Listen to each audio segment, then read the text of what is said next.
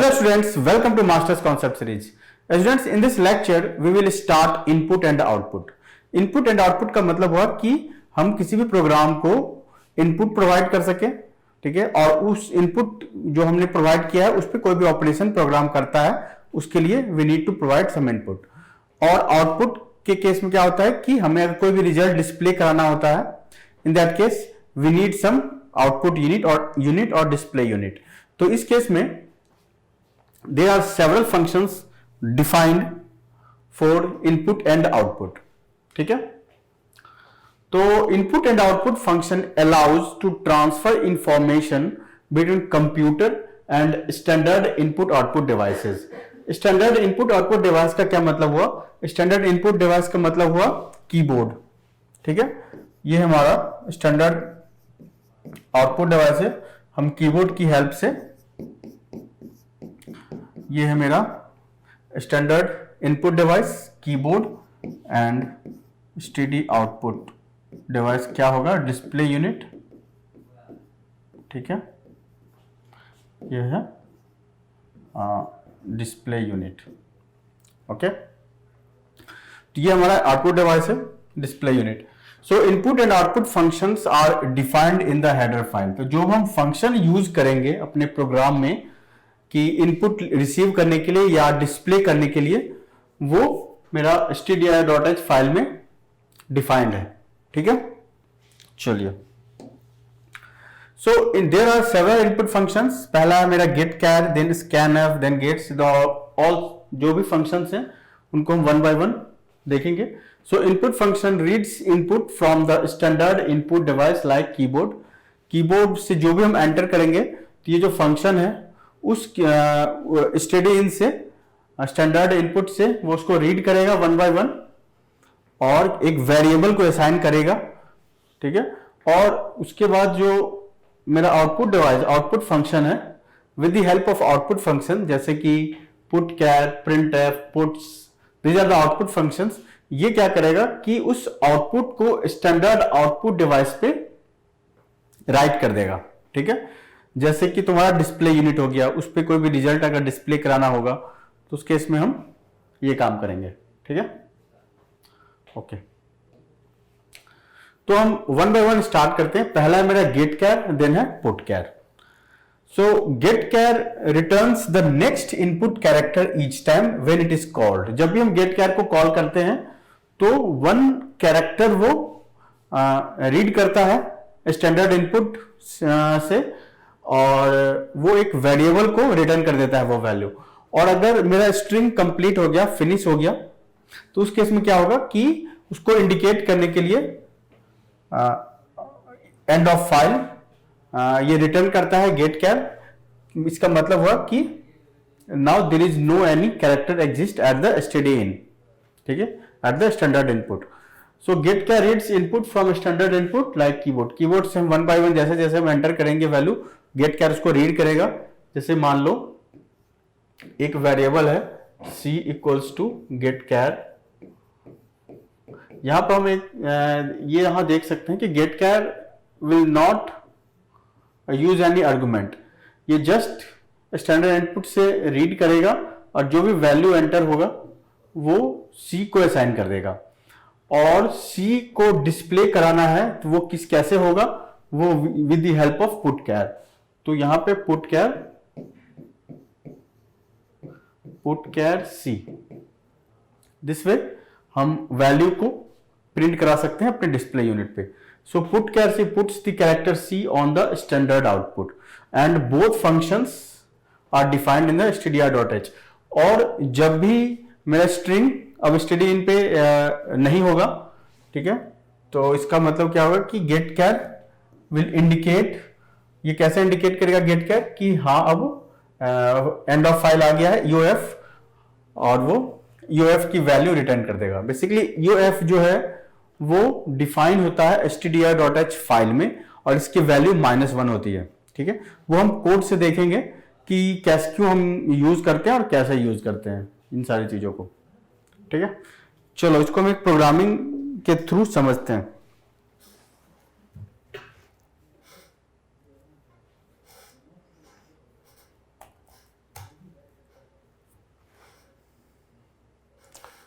ठीक है,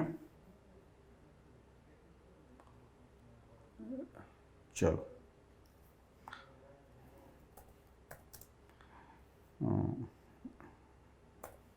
IO device IO.c, ठीक है, और विल राइट अ कोड जिसमें हम गेट कैर यूज करेंगे stdio.h, ठीक है, then int main function, then int c equals to get char। यहाँ पे हमने get char में कोई भी वैल्यू कोई भी आर्गुमेंट हमने नहीं दिया है। इसका मतलब है कि ये डायरेक्ट स्टैंडर्ड इनपुट से वो रीड करेगा और कैरेक्टर को सी वेरिएबल को रिटर्न करेगा वैल्यू, ठीक है। तो सबसे पहले हमें एक चेक करना पड़ेगा कंडीशन, वाइल जो गेट कैर ने रिटर्न किया है क्या वो वैल्यू वैलिड है, तो एंड ऑफ फाइल, ठीक है। उसके बाद अगर वो वैलिड है तो with the help of put char it will be printed at the display unit, ठीक है। और उसके बाद हम दोबारा से गेट कैर को कॉल करेंगे ताकि वो नेक्स्ट कैरेक्टर को रिटर्न करे वेरिएबल सी में, ओके। चलो अब इसको हम रन करते हैं, gcc io.c, चलो ./a.out c। यहाँ पे हम जो भी हम वैल्यू एंटर करें वो कैरेक्टर जो है वो गेट कैर रीड कर रहा है, ठीक है। तो यहाँ IS मास्टर, ठीक है। तो जैसे ही हमने एंटर किया तो गेट कैर ने वेरिएबल वैल्यू i को रिटर्न कर दिया होगा सी वेरिएबल में। और यहाँ पे अगर हम एंटर जैसे ही करते हैं तो वो चेक होता है कि c is not equal to end of file, तो mean c equals to i था, तो i की वजह से क्या हुआ वो वैलिड है, तो फिर वो हम एंटर कर गए। अब वहाँ पुट कैर की वजह से मेरा i जो है वो प्रिंट हो गया, राइट। और फिर से गेट कैर कॉल हुआ तो गेट कैर ने e रिटर्न किया, ठीक है, और e फिर वैलिडेट होगा, ओके। तो इस तरह से हम मल्टीपल टाइम हम एंटर कर सकते हैं और वो लूप की वजह से जितने भी कैरेक्टर्स थे वो सारे कैरेक्टर्स को गेट कैर रीड कर पा रहा है। अगर लूप हम नहीं देंगे तो सिर्फ मेरा एक ही कैरेक्टर रीड होगा, ठीक है। और अगर हमको टर्मिनेट करना है तो वी हैव टू राइट कंट्रोल-D। तो इससे क्या होगा कि एंड ऑफ फाइल रिटर्न हो जाता है, और एंड ऑफ फाइल रिटर्न होने की वजह से जो है मेरा जो लूप है वो टर्मिनेट हो जाता है। तो अगर हमको इसको वेरीफाई करना है कि मेरा and of file he return हुआ है कि नहीं, क्योंकि एंड ऑफ फाइल जो है वो stdio.h में डिफाइंड है और वहां पे वो हैश डिफाइंड EOF-1 की तरह से वो डिफाइन किया गया है। ये जो एंड ऑफ फाइल आप देख रहे हो, this and of file is defined in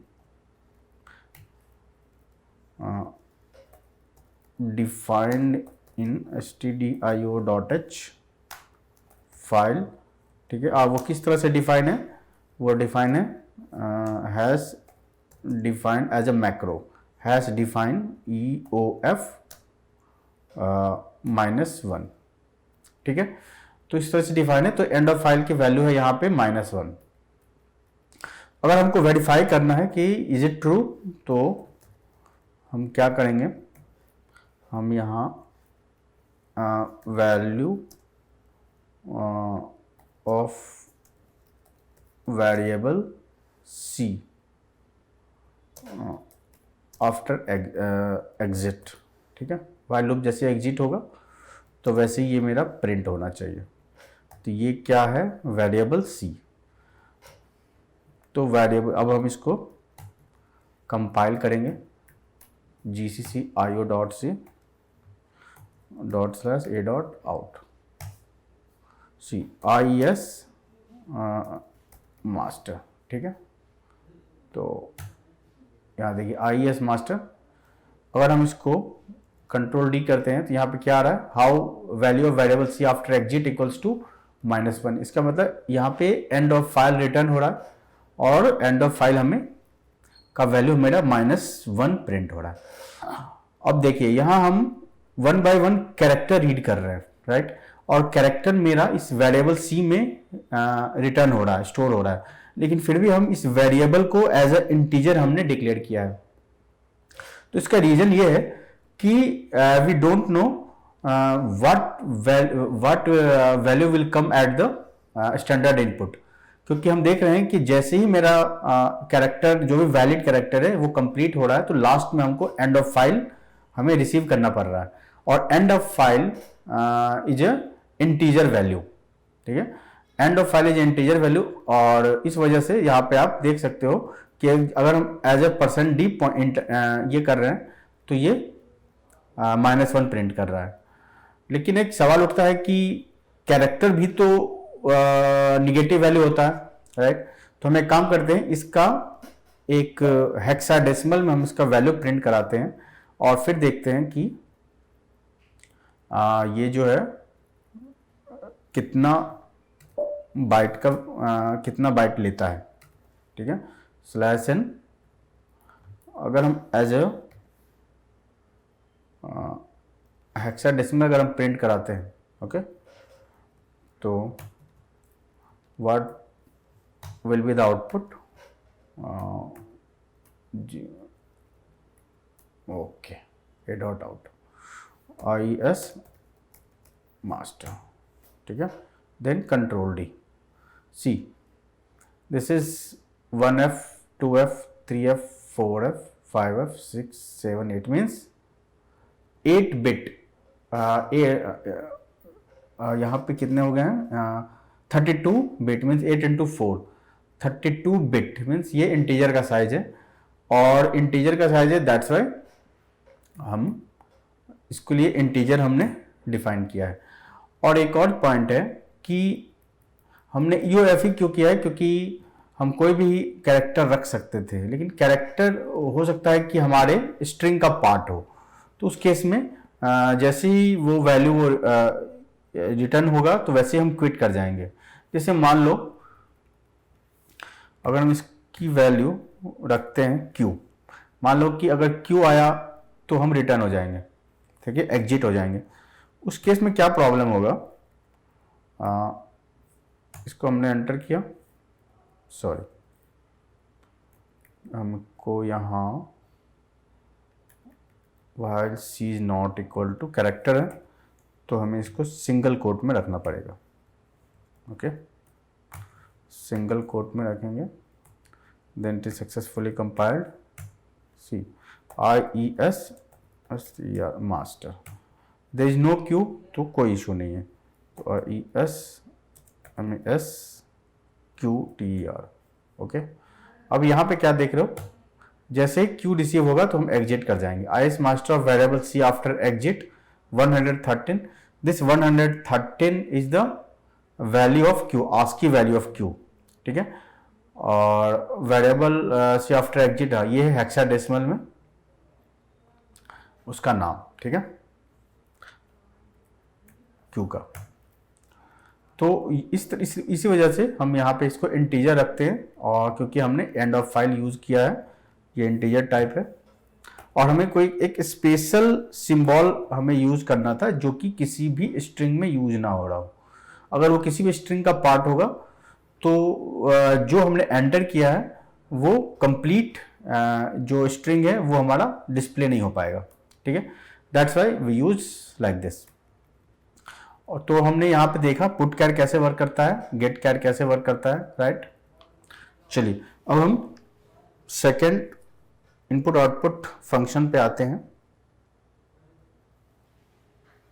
okay. तो सेकेंड क्या है मेरा, तो मेरा जो नेक्स्ट इनपुट आउटपुट फंक्शन है वो है scanf एंड printf, ओके। तो scanf reads characters from the standard input, interprets them according to the specification format and stores the result in arguments। यहाँ क्या बोल रहा है कि scanf जो है पहले इंटरप्रेट करता है कि ये किस तरह का इनपुट है, इज इट कैरेक्टर और इंटीजर, और उसके बाद उसको इंटरप्रेट करने के बाद it will store the value in the argument, जो भी फर्दर आर्गुमेंट है उसमें उसमें वो स्टोर कर देता है। तो इसके लिए हम उसको समझने के लिए हमको स्कैनफ का एक प्रोटोटाइप समझना पड़ेगा। स्कैनफ का प्रोटोटाइप है इंट स्कैन कैर पॉइंटर फॉर्मेट। ये हम देखते हैं इसका जो प्रोटोटाइप है, स्कैनफ कैर पॉइंटर फॉर्मेट, ठीक है। और इसमें आर्गुमेंट्स हैं arg1 arg2, ठीक। बेसिकली जब स्कैनफ हम लिखते हैं तो यहां पे जो ये फॉर्मेट है ये बताता है कि ये किस तरह का इनपुट है, ठीक है। %d है कि कैरेक्टर है, और उसके बाद ये जो आर्गुमेंट है वो होता है पॉइंटर टाइप, ठीक है। ये हम यहाँ पे एक एड्रेस इस वेरिएबल का मेंटेन करते हैं। ये हम जानते हैं कि अगर कोई भी टेम्प वेरिएबल है उसको अगर हम पहले डिक्लेयर करते हैं इंट टेम्प अगर हम डिक्लेयर करते हैं तो उसके लिए क्या होता है कि मेमोरी एलोकेट हो जाता है, ठीक है। और उस मेमोरी लोकेशन का एक नाम होता है जो कि ये टेम्प है, और इस मेमोरी लोकेशन का एक एड्रेस होता है। तो अगर हमें स्टैंडर्ड इनपुट से अगर हम स्कैनफ में वैल्यू असाइन होता है, ठीक है, तो अगर कोई भी कीबोर्ड से वैल्यू में एंटर करते हैं तो this is the standard input device. Standard input device अगर इनपुट करते हैं तो इस वेरिएबल के एड्रेस में वो वैल्यू स्टोर हो जाता है, ठीक है। ये एड्रेस यहाँ 10, इस तरह से ये है टेम्प और ये है टेम्प 1, ठीक है। और ये है मेरा पॉइंटर टाइप होता है। हम जानते हैं कि किसी भी एड्रेस को से हमको वैल्यू फेच करने के लिए we need a pointer variable, ठीक है। तो पॉइंटर वेरिएबल के लिए हमें कमिंग सेशन में हम देखेंगे कि कैसे हम इंटरप्रेट करते हैं किसी भी एड्रेस को यूजिंग पॉइंटर, ठीक है। तो इस तरह से स्कैनफ के थ्रू हम वैल्यू असाइन रीड करते हैं, और रीड करने के बाद उसको मेमोरी में हम स्टोर करते हैं, ठीक है। और स्कैनफ जब एग्जीक्यूट होता है तो उस केस में it will return, because scanf is a function. हम जानते हैं कोई भी फंक्शन है वो कोई ना कोई वैल्यू रिटर्न करेगा वो, ठीक है। तो स्कैनफ भी एक फंक्शन है, तो it will return number of argument. यहाँ पे देखो, यहाँ पे 2 आर्गुमेंट हम पास कर रहे हैं इस फंक्शन में। तो यहाँ पे t इक्वल्स टू, अगर मान लो रिटर्न लिखते हैं इसको, return equals to scanf %d %p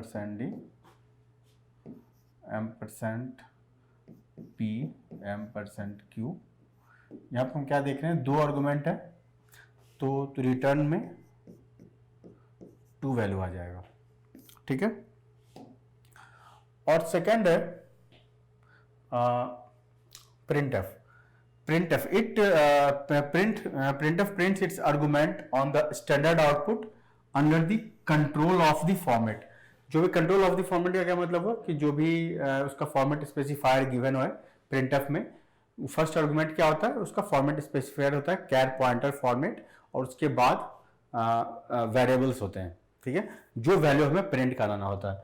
तो इसका जो प्रोटोटाइप है वो है int printf char pointer format arg1 arg2 arg3। तो यहाँ पे हमने जो स्कैन किया है वो ये वैल्यू इस मेमोरी एड्रेस में असाइन हो गया है, राइट। अब हमें इसको प्रिंट कराना है printf। तो यहाँ पे 2 वेरिएबल है, राइट। तो 2 वेरिएबल है, तो हमको उस वेरिएबल का नाम लिखना पड़ेगा। ये वेरिएबल क्या है, बेसिकली उस मेमोरी लोकेशन एड्रेस का नाम है। तो इस p वाले पे 20 है, q पे 10 है, ठीक है। तो ये क्या करेगा, हमें आउटपुट ऐसा दे देगा 20 और 10 के लिए।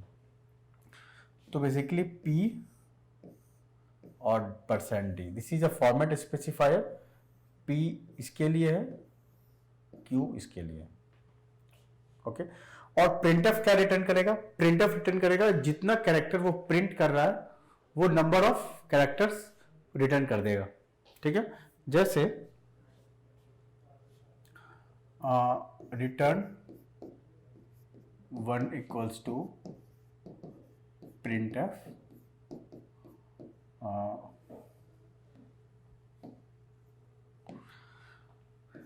Addition of A and B semicolon then percent D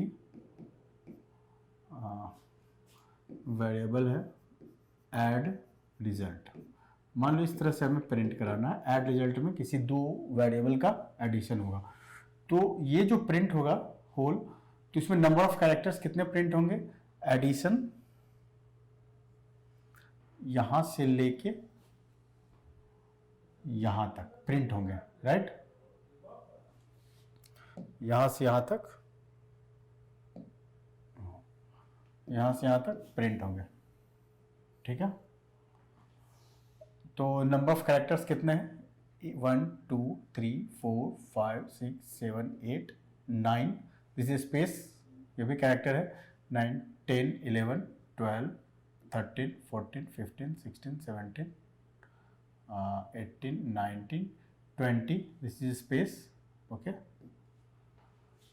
इसका 20, और ये परसेंट डी की जगह पे इसका वैल्यू 21, इसका मतलब 21 इट विल रिटर्न, ठीक है। तो इस तरह से प्रिंटफ वैल्यू रिटर्न करता है, ओके। और एक और चीज है प्रिंटफ में कि जब भी हम अगर प्रिंटफ एग्जीक्यूट करते हैं तो printf will start execution from right to left, जैसे temp1 temp2, ओके। तो पहले temp2 will be executed, then temp1 will be executed, और जब वो प्रिंट होगा तो जो printf ने जो जिस सीक्वेंस में फॉर्मेट स्पेसिफायर इसने लिखा है उस सीक्वेंस में हमारा प्रिंट आएगा, ठीक है। लेकिन हम कैसे समझेंगे कि ये इस तरह से एग्जीक्यूशन हो रहा, राइट टू लेफ्ट हो रहा, तो हम एक कोड से इस चीज को समझते हैं।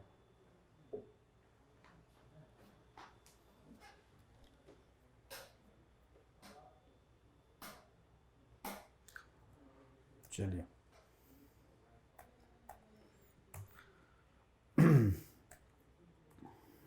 एक हम फाइल में क्रिएट करते हैं, printf scanf dot C, printf scanf dot C, I have already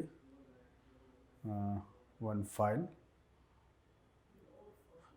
चलिए ये ऑलरेडी बनाए हुआ, we will see this one, see temp val return 1 return 2, यहाँ पे scanf में हम दो वैल्यू दो आर्गुमेंट है मेरा, temp and val, and scanf will return number of argument, ठीक है। और यहाँ पे रिटर्न 2 है, printf percent D temp val, printf will return number of character printed, ठीक है, रिटर्न 1 रिटर्न 2, ये था मेरा कोड, और इसको हम एग्जीक्यूट करते हैं,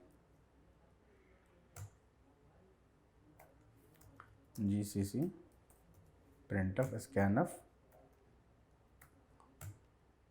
चलिए res, सॉरी हमने मेरा कोड में क्या एंट्री करना है, दो इंटीजर वैल्यू है मेरे पास, चलिए dot slash A dot out 5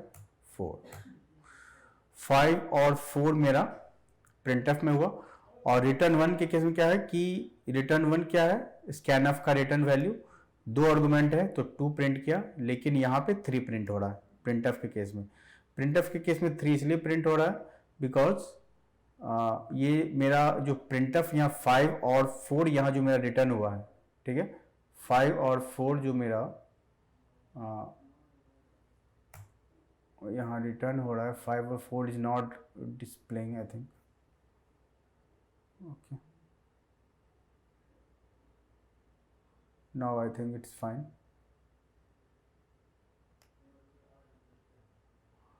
चलिए, ये जो 5 और 4 मेरा हुआ है रिटर्न, तो प्रिंटफ ने क्या क्या प्रिंट किया है, यहाँ 5 प्रिंट किया, देन स्पेस प्रिंट किया, देन 4 प्रिंट किया, ठीक है।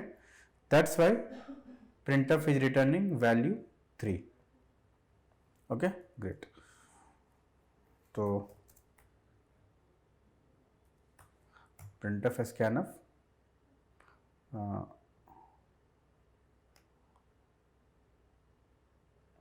चलिए, तो ये क्या था मेरा, ये स्कैनफ यहाँ पे रिटर्न हो रहा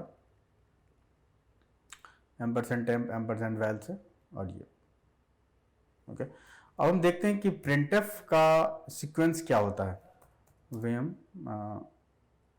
एग्जीक्यूशन सीक्वेंस printf डॉट से, okay, hash include list tdio dot h, int main function, then int a comma b comma c, okay. मान लो a इक्वल्स टू 4 है, b इक्वल्स टू 5 है, एंड c इक्वल्स टू 7 है, okay. अब इनकी value हमें print करानी है, printf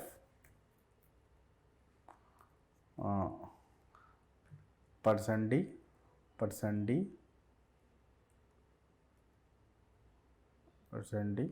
and %d, right. उसके बाद printf a sorry %d a, okay, then printf %d b, printf c, sorry %d and c,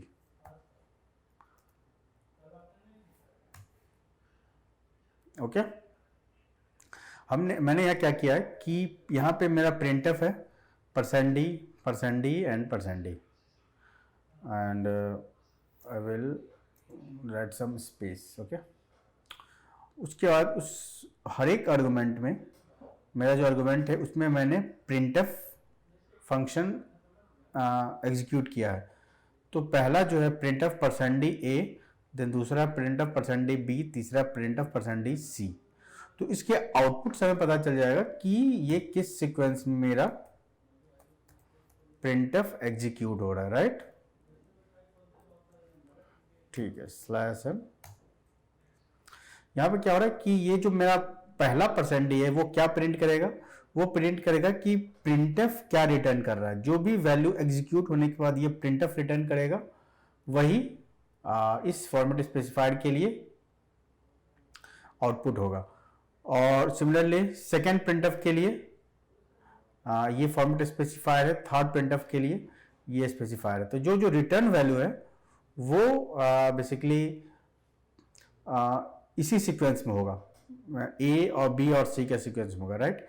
लेकिन ये जो printf एग्जीक्यूट हो रहा है, दिस printf एग्जीक्यूट हो रहा है, वो इस printf से जो मेरा c का वैल्यू आ रहा है, इसको इस %d से कोई मतलब नहीं है, क्योंकि यही %d है, यही स्पेसिफायर है, फॉर्मेट स्पेसिफायर, जो कि फॉर्मेट स्पेसिफाई करता है और इसी सीक्वेंस में हमें आउटपुट डिस्प्ले होता है।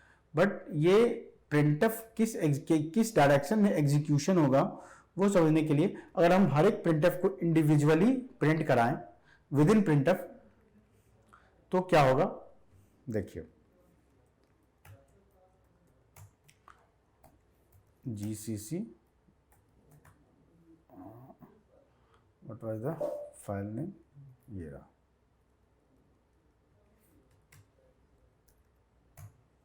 ./a.out सी। यहाँ पे मेरा एग्जीक्यूट क्या हुआ सबसे पहले 7 देन 5 देन 4, ये कैसे हुआ है। उसके बाद 1 1 1 प्रिंट हुआ है, राइट। तो देखिए सबसे पहले आया है मेरा 7, 7 क्या है, दिस वैल्यू, राइट। तो यहां पे हम लिखते हैं आउटपुट, पहले मेरा प्रिंट हुआ 7, राइट। 7 है सी की वैल्यू, सी प्रिंट हो रहा है यहां से। उसके बाद प्रिंट बी हुआ, ठीक है, प्रिंट बी हुआ। देन प्रिंट क्या हुआ, ए प्रिंट हुआ 4, ठीक है 4। उसके बाद ये after this execution this printf will return value, this printf will return this value, this printf will return this value, ठीक है। तो ये सभी ने 1 1 1 रिटर्न कर दिया because they are printing only one character. तो that's why we got 754 1 1 1 output, okay.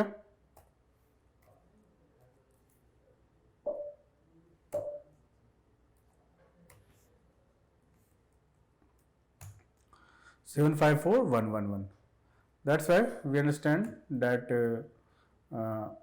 ये जो प्रिंटफ है उसका execution from left to right, right to left होता है।